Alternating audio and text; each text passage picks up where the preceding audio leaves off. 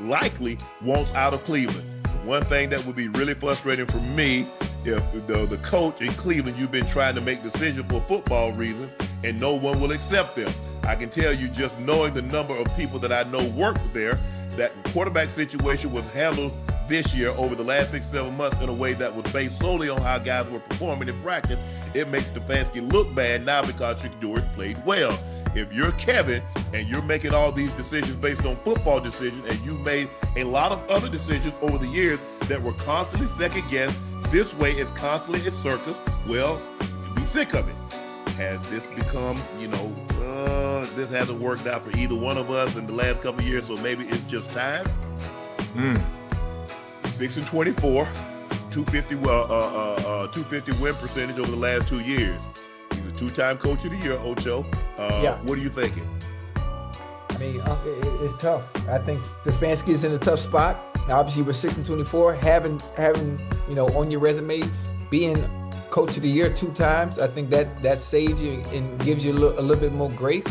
But obviously, you can't operate without a quarterback.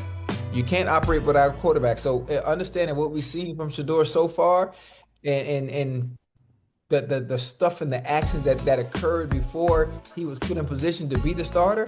Obviously, you want your best player out there playing quarterback for you that gives you your best chance to win. And most of the time, I say it all the time, Uncle, you say it all the time, players get coaches fired. Players get coaches fired. So for a coach, you would always want to be in a position to have players in there that can do right by you. That can do right by you, not just you, but your team as well, and give yourself a chance and give you some grace and longevity as a coach. So I'm not sure why they're playing, why the games have been played in general in Cleveland. It's been a damn circus, huh? It's been a goddamn circus, Joe. So it's just some of the play call. I don't want to get into all that. We've all seen it. We've all heard it. Something's right, and anyone that says it's not right, based on all the evidence that we've seen since the draft up until this point, I mean, you just turn the blind eye to the bullshit. What if is the situation, Ocho, where Kevin Stefanski really wanted to play Shador and he was handcuffed?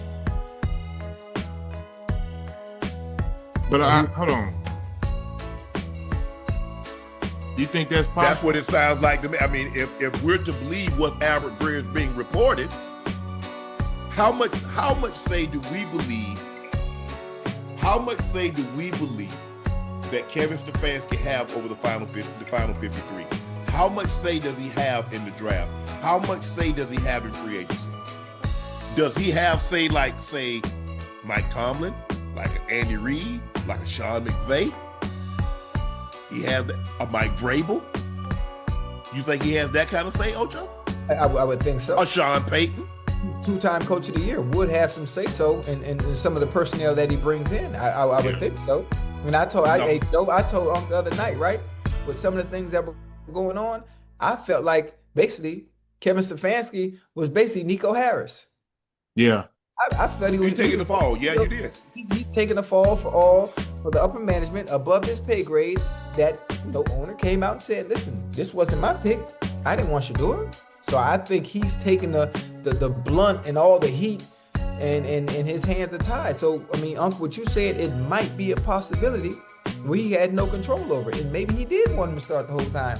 But there's a pecking order, like we just talked about. That's what I was going to say. Yeah. There's a pecking order. 3rd round pick. Oh well, he's a 3rd round pick for a reason. So he's always going to get first dibs, no matter what. And you're not normally taking quarterbacks a 3rd and because you're asking for trouble. The last time we saw somebody take a quarterback, because look, go back and look at Washington. Mike didn't want to take a quarterback, didn't want to trade that pick. Right. He felt they could sit right there where they were and get the quarterback that they wanted. He really liked Cousins. He felt he could get Cousins where they got Cousins and could be fine. Yeah. You're in salary cap hell, because remember, that was the year, that the uncapped year, and everybody dumped all their money in that. Dallas and Washington had to pay all that salary cap money because they had dumped all that in a non-cap year. And the NFL said, nah, you couldn't do that, you cheated. So they take a quarterback at number 2, and then they turn right around and take Cousins? How do you think this was going to work out, Ojo? You take a quarterback in the 3rd round. and then you take another quarterback in the 5th round. Yeah. How did you think this is going to work out? I think maybe security. That's the only thing I can think of. Security. They're asking for trouble. Understanding that Joe Flacco was going to only give you so much time left at his age. You know, okay, we got Yes. but are we sure Dylan Gabriel is the answer? You know what? We're not sure, so we're gonna take another one. Why you take it? Huh? Who goes into the, normally that's not how you draft, Joe. You don't draft a guy and say, well, he might not be it. If you think he might not be it, why you draft him? That's a good question. But I mean, Ocho, I'm not going to the store. You buying a car? Man, this car might put me down, but I'm gonna go ahead and buy it anyway. Yeah. Go ahead, Joe. listen. But when we think about it statistically, from training camp to preseason, Shedeur has had the best statistics from what we've seen. Yes. You know what I mean? So it's like, to me, it almost kind of feels like perfect time. Like you say, Dylan Gabriel went third round, and Shedeur went 5th. It's kind of a pecking order. I'm kind of piggybacking what Ocho said. Yeah. But I think Shedeur has now took the reins, and I don't think he's gonna give it back.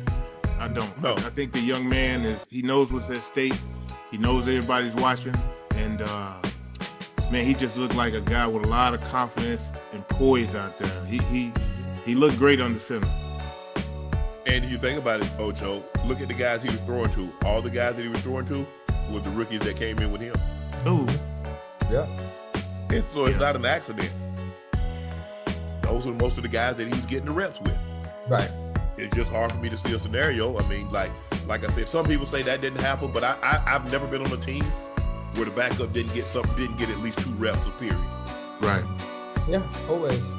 I mean, we had a veteran quarterback in Trent Dilfer who backed up Tony Banks, and he still got 2 reps a period. Yeah. We had a veteran, Randall Cunningham, who backed up Elvis Gerback, and he still got 2 reps a period. Maybe 3. You played with Randall? Yeah, I played with Hey, where this was at? in 2001 in Baltimore. Hey, that's dope. I ain't know Randall was in. I was there. Yeah. I ain't know Randall was there. Uh-huh. Hey, that's dope, man. So this notion that you wouldn't give a rookie that has the potential to go in the game any reps when veterans that have been starters have been to Pro Bowls was getting reps is just it was just unconscionable to me that people thought that was okay. That's what I couldn't understand. If y'all don't understand, I know I don't. I'm like, man, I don't know what's going on out here. Look, we know every coach, every general manager has their guy in the meeting. When they want to get certain things out, Joe. Yeah, they know how to get it out. I'm not saying this is the case, but I'm saying I know that to be factual. So when I want to get something out, I know who to get it to. Right. Sources in the NFL. No, your source with the team told you that. Ain't no NFL. Your source with the team told you that. I know how it works. Yeah. I just like, I just talk because I don't like to get information. I don't, because I be using it, and they gonna yeah. The person that I'm talking about go no, I got that from a very very reputable person. So I just let stuff go. I just like hey, from my personal experience and how stuff goes. But y'all best believe. I be knowing. But I mean, he's a 2-time Coach of the Year, Ocho. I don't know. Look, the Baker situation, how that worked out, the Shedeur, how that's playing out. Who knows? Maybe they want a high draft pick. I don't know. Mendoza, I believe Mendoza's going to win the Heisman Trophy on Saturday. Yeah. It's just like, and Ocho, he might turn around and he might be, who knows, great, historically great. Right. But as I look at him and look at Shedeur,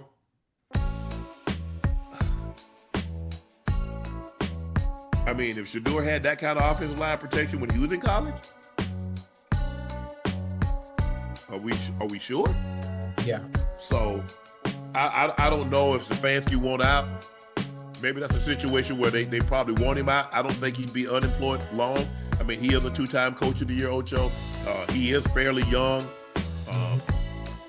But look, there are going to be some openings. What? Well, first of all, we already know there are going to be 2 openings in Tennessee and the Giants. And the likelihood there might be more. Who knows? It might be one in Las Vegas. Damn, You already? don't know. Yeah. Damn, Pete just got there, huh? Yeah. Just be leaving too. But hey, the thing is, and the NFL, if you remember, Ocho, a couple of years ago, they sent that memo out. Man, y'all got to stop hiring and firing. Because think about it, the John Gruden thing.